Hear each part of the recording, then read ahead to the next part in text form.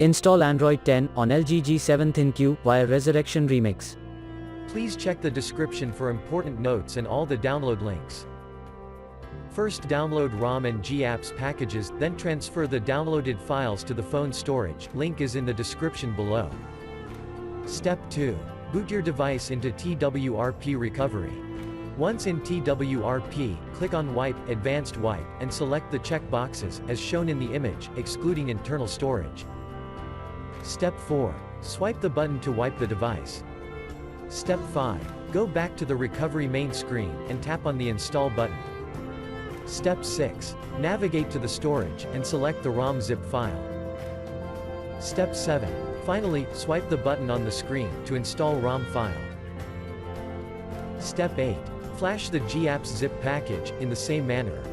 Step 9. After GApps flashing completes, select Wipe Cache and Dalvik from bottom left side of screen, and swipe to wipe. Step 10. When the flashing process is complete, hit Reboot System. That's it, you have successfully installed the ROM on your device.